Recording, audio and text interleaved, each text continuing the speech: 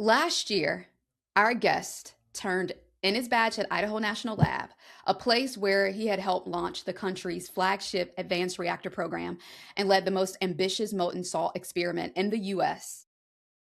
He left to go solve a problem that gets almost no attention but stops everything if it breaks. This is advanced nuclear.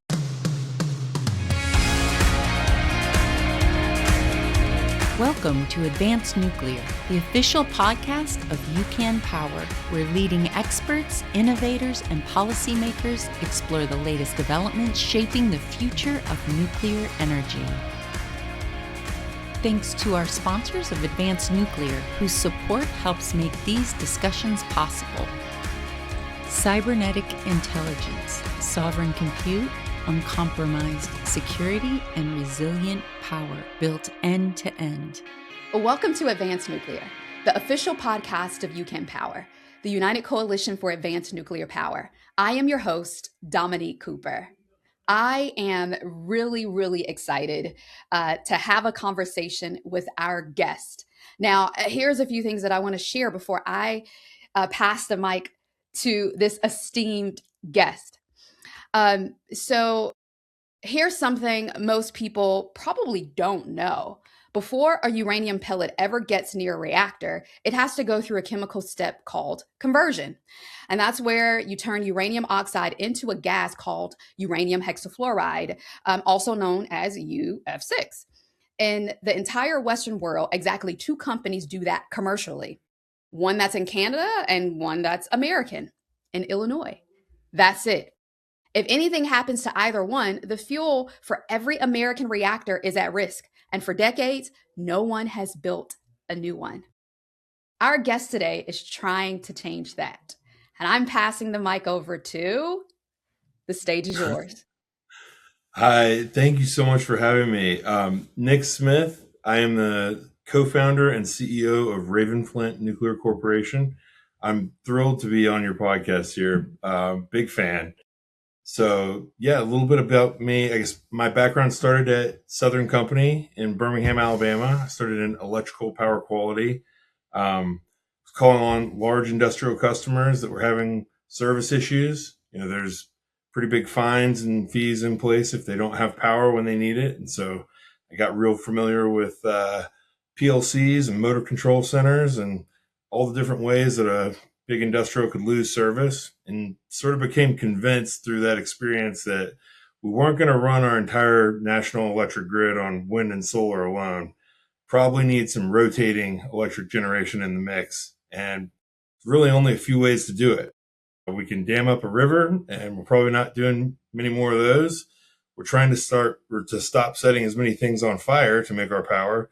And then we have nuclear, which is objectively the most powerful thing we've ever figured out how to harness. And we're really still in the infancy of learning how to use it most effectively. So I became obsessed, went back and did a master's in nuclear engineering, founded the Advanced Nuclear R&D program at Southern Company Services, and then found my way to Idaho National Lab as the deputy director for the National Reactor Innovation Center. And then ended up as the project director for the molten chloride reactor experiment, where we figured out how to turn 750 kilograms of highly enriched uranium metal into 1.3 tons of uranium chloride fuel salt. So along the way, I got to see and meet a lot of different advanced reactor companies. And one of the common pain points that everyone was facing is uranium conversion services. You look at, you nailed it with your opening there. The supply constrained market has really two Western players. We've been dependent on Russian supply for a long time now. And that just seemed like the perfect opportunity to step in and build a new facility, create some additional supply of uranium hexafluoride. And so that's what we're working on at Raven-Flint. Well, that's awesome. So, Nick, you've already answered my first question. So I'm just going to speed through and ask you my second question. So I want to back up just a bit. I never like to assume that everybody that's listening to the Advanced Nuclear podcast has a background in nuclear, or even fully understands how specific pieces and parts fit into the nuclear fuel cycle. So for someone who may have heard nuclear fuel cycle and isn't that sure about what's in it, could you share, where does uranium conversion fit into the nuclear fuel cycle, and why it matters so much that we only have one company doing it commercially in the US today? Absolutely. Yeah. So I think most people are maybe familiar with the idea that uranium is mined. We've got a few uranium mines in the US. There's a bunch in Australia and Africa and Kazakhstan ends up being where a lot of our uranium comes from. And at the mine, that uranium is concentrated as uranium oxide. And I think a lot of people have heard of centrifuges or get the general idea there, where you're spinning these atoms of uranium around really fast and trying to get them to separate based on their mass.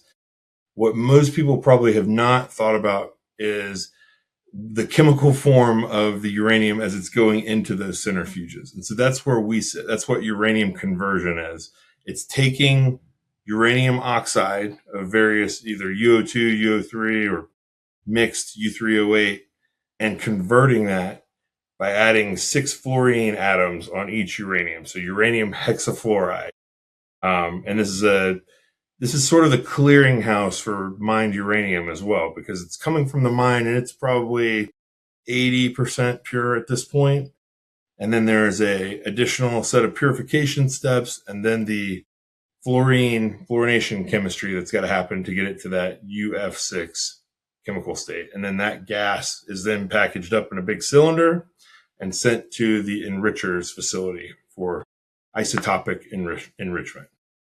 So, Nick, you're a popular guy on the interwebs. You were recently on a podcast and you said something that I want to revisit. You said, and I quote, "The only real evidence of progress is hardware." Now, for a young company that's been around about a year, what's the line you draw between what's designed, what's permitted, and what counts as actually built? I mean, I think you've got to be able to reach out and touch it and feel it and see that it is performing its job as intended.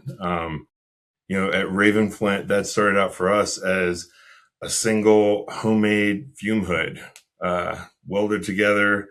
We started processing raw uranium minerals to get some feedstock to learn the purification steps. And now we've recently moved into our new headquarters facility. And hardware here means glove boxes, fume hoods, purification hardware, analytical chemistry instruments, so ICP-OES, XRD. Really, it's great to have the science and the math figured out on paper, and we all love some good CAD, but until it's put together and you've got a motor control center spinning up that ventilation system and all the hardware in place ready to use, that's really what we focus on. I love it. I love it. So, not to get philosophical here. I am a dreamer. I love to dream, but there's nothing better than a dream realized, right? Like something you've dreamt about it, you've seen it, you've planned for it.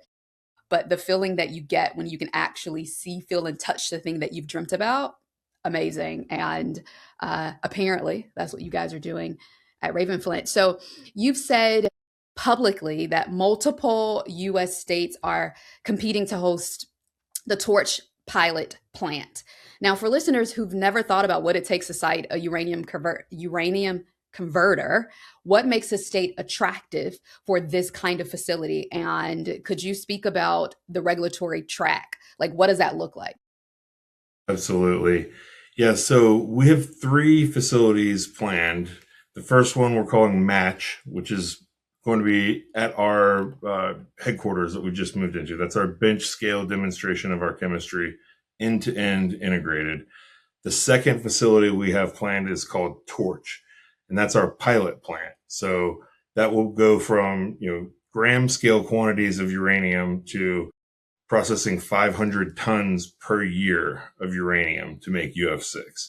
That's about 1/20th the scale of Solstice, the only other existing conversion facility in the U.S. So, a plant like this is going to have some hazardous chemicals. It's going to have large quantities of uranium as yellow cake on site. And so you need a somewhat remote industrial sited facility. And we've had a lot of success. Been really grateful to be working with states that have put us in touch with someone from the governor's office that's helping us look at the different sites, make the connections to the local city or county level, find the right locations, and I think there's several.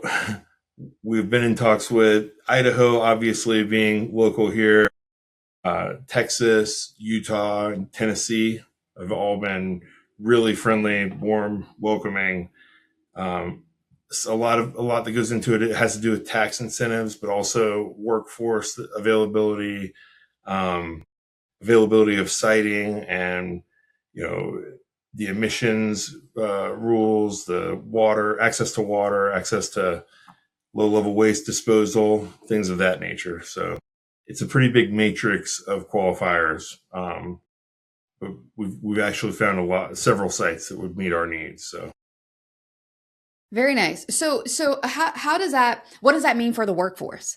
I'm sure if you end up landing in a state that's more positive or receptive for nuclear innovation or innovation in the nuclear industry, the workforce is, you probably won't get too much pushback, right? Like, it's going to be really good for the workforce, really good for the economy in that state. Could you walk me through, like, ideally, what would the job production look like? Are we talking hundreds of job opportunities? Definitely. So I think we'll have probably 30 people at full capacity in an engineering organization working at our headquarters facility or nearby. Once we get to the pilot plant, that's probably 30 to 50 people, with at least 30 of them being operators that are, in the control room, that are doing maintenance, that are inventorying uranium that's coming in from the mine and tracking it, making sure that all the systems are running as expected, doing mass balance, material control, and accountability, packaging up the UF6 product and shipping it out with there's lots of regulation involved with that step. But as we go from our pilot plant, which is 30 to 50 people working there, to our commercial facility, you're probably looking at 7-8 times as many people for a plant that's 10 times the output.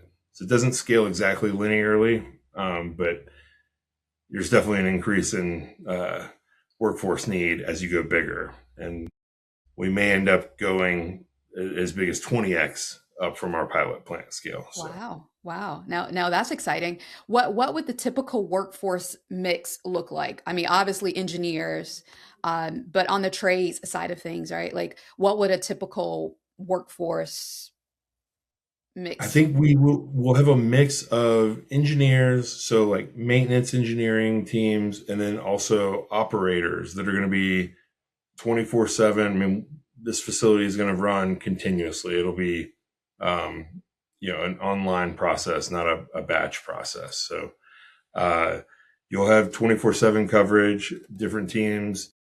So you think about, if it takes 5 people to run the plant, you need 25 people to cover all the holidays and vacation and people getting sick. And yeah, that's a large chunk of it, is just trained operators that understand the system, how it functions, and can make coherent, informed decisions when there's gray area, or one of the 3 sensors isn't reading correctly, or you've got, some loss of pressure, some loss of one of the system parameters, and keep things running smoothly where it's possible, and shut things down safely when that's the best route to, yeah. All right. So for decades, I think we both know that the US has essentially had one commercial converter, which we mentioned earlier in the podcast, alongside Cameco. I think that I'm pronouncing that correctly. Cameco, that's in Canada. A lot of America's reactor fuel depends on overseas suppliers further down the chain. Now, if a second Western greenfield converter comes online this decade, how much does that change the energy independence picture? So today, just for our existing fleet, we need about 18 million kilograms of uranium converted into uranium hexafluoride. The Solstice plant in Metropolis, Illinois, I want to say they're at 8.5 million kilograms. They're expected to be at 10 million kilograms by next year. So they've done some upgrades. That leaves an additional 8 million kilograms that still needs to be repatriated from potentially Russia, or we could bring it back to the U.S. From Cameco. That's just the existing fleet. That doesn't account for any of the new microreactors, small modular reactors, the build out that we're going to see over the next few decades. And I think if you talk to anybody for a long time now, people have been saying, oh, there's going to be this, boon and nuclear and lots of plants are going to be built. But I think that now at this point in time, people really believe it, and it is really happening. I mean, we just had the first, advanced reactor go critical the other day with Antares. I'm hearing good things about another 2 reactors that will be online before 4th of July to meet the president's executive orders. So that's exciting. I think we really are living in a period of time where we're going to see a tripling of nuclear power in this country. And that is it's really exciting. And it couldn't come at a better time, because obviously we've seen this growth in AI, and unless you've been living under a rock, it's out there, and it is incredible. It's really impressive, the things that you can do with it. And we obviously need a lot of electricity to run the data centers that these AI models run off of. No, couldn't agree more. I could not agree more. So, just from a numbers perspective, how much of America's reactor demand could a single converter actually serve at full scale? I think you could do the math there.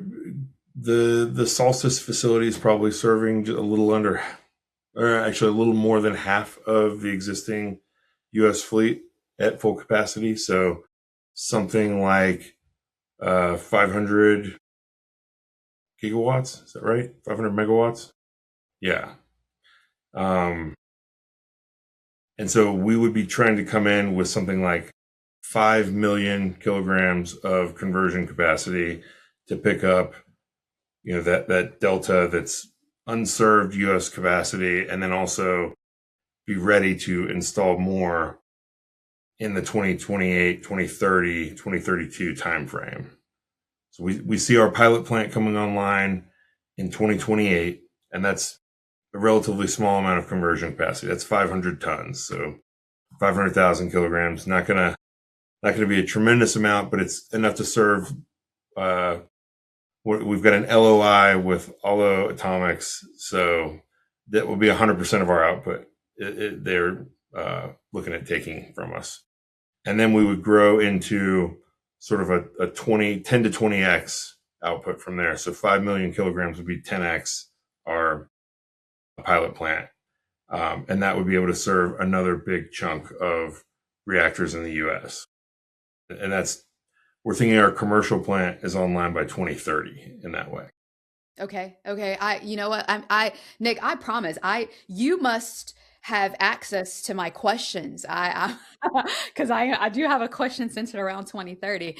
But before we get to that one, I'm correct me if I'm mischaracterizing or I'm just seeing it incorrectly, but I am noticing a thread of founders coming out of INL. I think I discovered or read that your co-founder Josh came out of INL. Is that correct? So my co-founder Josh did not come out of INL. Our first two engineering hires came out of INL. Josh is an interesting guy. He came out of Stanford and then was in the Navy as a special warfare officer. Founded a company called Glassdome that did basically industrial controls, carbon footprint analysis. And we've known each other for about 3 years. When I first started thinking about starting Raven-Flint, he was one of the first people I reached out to because he has a background in sort of energy trading and in finance. He's a great compliment to me because I don't have that background. Um, and, I thought I was going to have a hard time convincing him that there was a there with this. And he immediately recognized, like, this is a supply constrained market. The price of conversion is going to go asymptotic. And that's, I think, what you see when you look at the historical pricing being low and, prints recently in the last 6 months being as high as $100 per kilogram.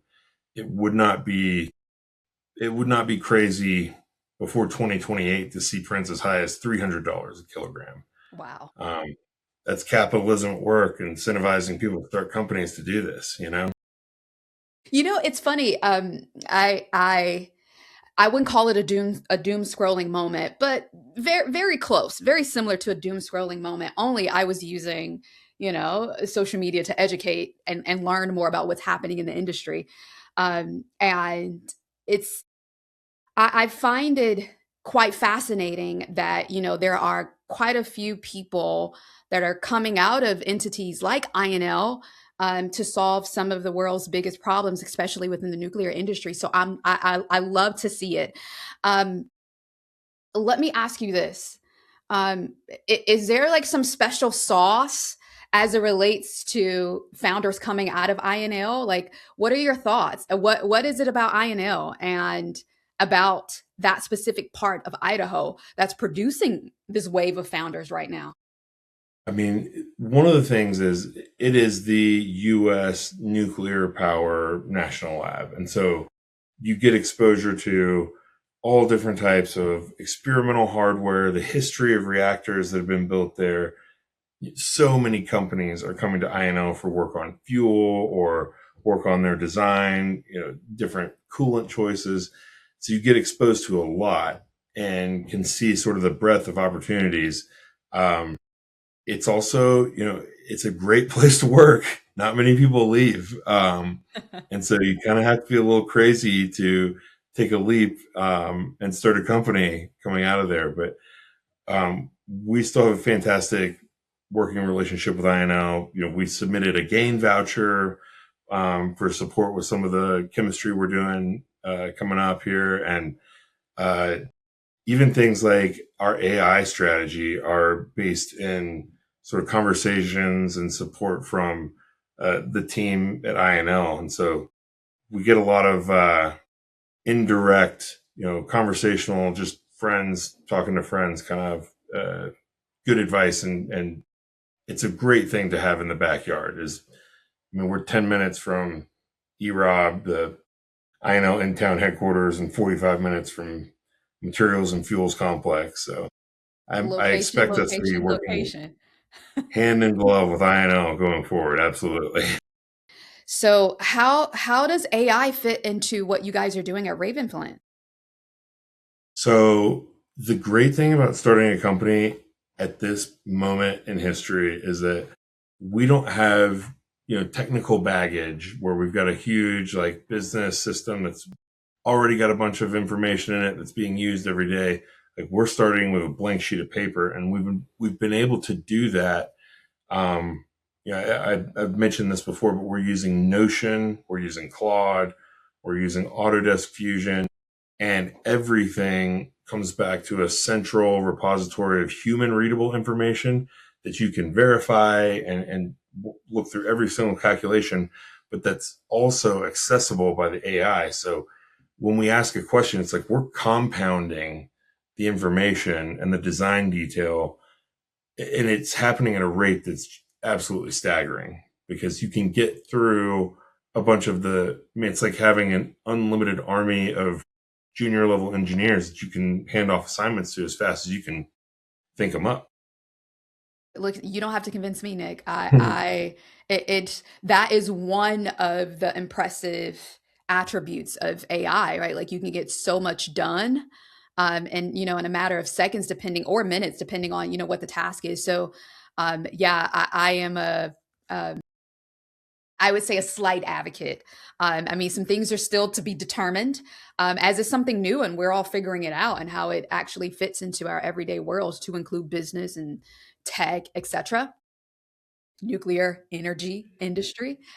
So let's talk 2030.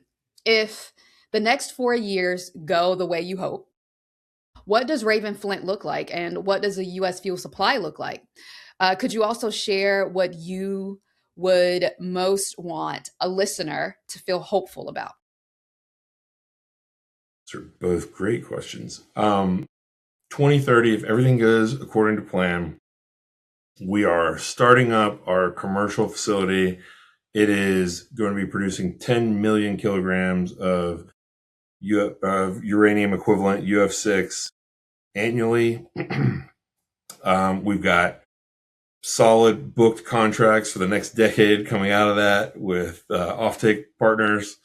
And we are looking at product number 2 for Raven-Flint, which may not be a conversion plant. And we're probably approaching 1,000 employees at that point. So what should people be hopeful about? I think there's a lot of trepidation about, new technology, the use of AI, new facilities, new chemistry. And I think all of these things, they're not going to take away jobs. It's not going to make for a economy where people can't find work. I think it's just going to rapidly accelerate the amount of work that we can get done. And honestly, I think take away some of the more boring, grind your way through these, detailed, follow the spreadsheet every single cell by cell, and let people focus more on the strategic, scientific conversations that allow for breakthroughs and bigger leaps instead of just incremental improvement. That's where I see us heading. Yeah. So the thing that I have found in leveraging the power of AI is, you're not necessarily inundated, occupied with doing some of the, tedious work, going through spreadsheets, blah, blah, blah. It creates the space and enables you to actually think a bit more, right? Like to exercise that muscle of thinking, right? Like in order to Dominic's opinion here, does not reflect UCAN's at all. Dominic's opinion here is that it's important to have that space to think about things that could enable breakthrough, right? Like that could, answer the mail as it relates to innovation, solutions, etc. So yeah, I'm just piggybacking off of what you said to say that I agree. Now, I want to transition into the lightning round, one of my faves in the episode framework. So are you familiar with how lightning rounds work? You've got a fixed amount of time to answer the question, right? Yeah. I like to say 60 seconds per question, but I won't hold you to that exactly. Oh, before we get into the lightning round, by the way, when you were talking about the workforce and we were saying it's going to be a mix, right? It's going to be a mix of engineers. It's going to be a mix of people with various trade experience. I wonder if there is a place for people who may have, I don't know, social media experience, right? Like they're part of the creator economy, or they may have, been on reality TV. Is there space for a reality TV star? 100%. Yes, absolutely. So much of this, it's business at the end of the day, and business isn't going to change. It comes down to people and relationships and trust in who you're working with. And that's absolutely a vital part of any company, especially in conversion.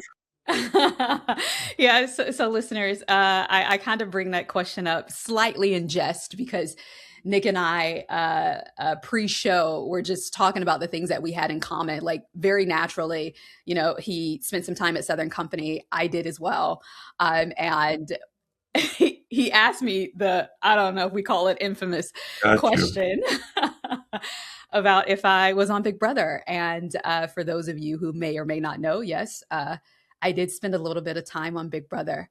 So yeah, we learned that about each other. And Nick Love it. is a consumer of Big Brother, and we Well, I'm a talked super about. fan. I watch every season. I knew I recognized you. I was like, this is Dominique from 2017. Like, Oh yeah. Oh yeah. Life changing in a lot of ways. Um, I tell you before, like immediately after the show, I had a few regrets. I wouldn't consider them regrets today. If you fast forward, obviously, a decade, it was very informative in a lot of ways about me, about the world, about how that industry works. And now I'm an advocate. I tell people that are interested and applying to be on Big Brother, I say, hey, if you really want to learn about yourself quickly, because I mean 3 months is a very expedited way to learn things about yourself that either you did not know or that you did know. It's kind of a forcing function on that show to learn about yourself, and either you put the work in to evolve and become a better person, or you stay as you are. All right, so I'm gonna get off my soapbox in that way. So let's roll into the lightning round. First question: what's one thing about the nuclear fuel cycle you wish every American knew? that uranium comes from all over the place, and it requires an intermediate step to convert it into uranium hexafluoride. It's a very niche chemical process that we don't have enough of currently. It's a supply constraint. All right, so what's one policy change that you would unlock the most for the US fuel cycle in the next year? A floor on the price of conversion, that if the price dipped too low, the government stepped in and said, okay, we'll buy at this floor price and build a stockpile, a bank of converted material, and just save it for a rainy day. So, and what would that mean for innovation? I think it would create a floor so that there weren't any bad years. If you look historically at the Solstice plant, they shut down for a while. I think between 2018 and 2022, they shut the plant down because the prices were too low, because a lot of people had bought up a bunch of conversion capacity in hopes that the nuclear renaissance was going to happen, and then Fukushima happened, and folks were holding too much capacity, and so it was actually cheaper for them to shut the plant down for 4 or 5 years there than to keep it running. And I think we want to avoid that. We want to keep kind of a somewhat smooth, continuously operating facilities. It's hard Certainly. to start them back up if they're down for a while. All right, so what's the best advice you would give a young engineer who wants to build something in nuclear today? Speak to that future founder. There's no wasted skills. Learn everything you can from the brightest people around you. Build things. Test yourself by building things. And it may be something small. It may be something that doesn't work, but getting those reps of trying to build an integrated system, those are the places where you really learn and grow. That's where you're going to struggle. That's where you're going to grow. All right, so what's the most underrated company, technology, or person in nuclear right now? Ooh. We are thrilled to be working with so many different advanced nuclear companies that all need uranium hexafluoride. Um, I have a hard time picking just one that's underrated. I think they're all fantastic. I love it. I love it. Last question. One thing a listener in policy, industry, or finance could do this year to help build out the US fuel cycle. Insurance for startups that are working on hazardous chemistry. There is not a lot of insurance carriers that were willing to even talk to us, believe it or not, working on, acid gas chemistry with uranium. Not too many people in that space. I think that's an area where we could use more financial instruments, more risk-adjusted financial instruments there to help us out. And there's probably other companies like that are paying a lot for insurance. I suspect so. So, Nick, there are a ton of takeaways from our chat today. I always walk away from these episodes more informed than I started. So, thank you for your time. And there are a few things that I want to highlight. There's a part of the nuclear fuel cycle that almost no one knows exists, right? It's small, it's quiet, it's chemical, and it's a single point of failure for the entire Western fleet. You've expounded on that. You've provided the why. You came out of one of the country's most important nuclear labs to go solve it. I mean, we have founders coming out of INL every day, metaphorically speaking, and you're betting that the way to do it is to build a process that's safer, it's cheaper, and frankly, more boring than what we've been doing for 60 years. But boring doesn't always mean a bad thing. Boring is good in this case. That's a very hopeful kind of work. So I want to say thank you again for being on Advanced Nuclear. Thank you for having me. This is a pleasure. And for our listeners, if you take one thing from this conversation, let it be this. The next chapter of American energy isn't only about reactors. It's about the small, quiet, unglamorous steps in the chain that make everything else possible. Whatever your fuel, the fuel cycle has a job to do it, and people who know how to do it. Thanks for being here. If you're watching on YouTube, I invite you to hit like, share, and subscribe. It helps us more than you would think. If you want to learn more about UChem Power, visit uchenpower.org. I am Dominique Cooper. See you next time on Advanced Nuclear. ALO, energy without limits. Building education for energy. B, activates communities, educates the next generation, and makes energy careers visible, real, and worth chasing. Learn more at bcamp.org.